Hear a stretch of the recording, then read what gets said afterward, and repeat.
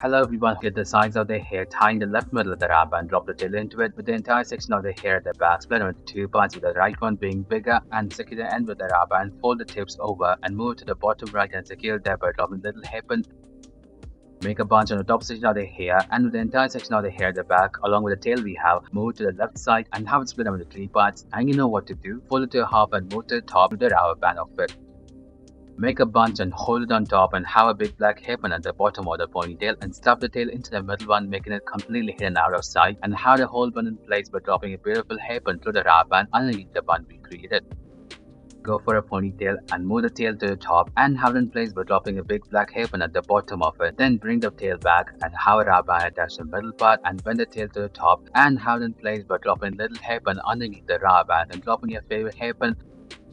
Go for the ponytail once again, move the tail to the right side and have a big black hairpin attached at the bottom of it and stuff the tail inside and have it in place by dropping a beautiful hairpin. Leave a little strands of hair on either side of the head and grab the top section of the hair, split them into three parts and have it into a thicker braid, but have strands of hair borrowed from either side, make it go in between the braids gap. You know how to do it. Continue doing the braiding until you reach the bottom and do the braiding as normal as you do and bend the braid inwards and have it in place by dropping little hairpin.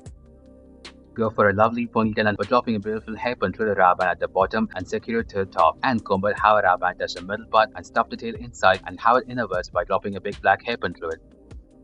Make a ponytail and hold it on top and have a big black hairpin at the bottom of it and bring the tail back and have a wrap band touch the middle part of the tail and stuff the tip to the last clip of the wrap band and stuff the tail inside along with the lump we have.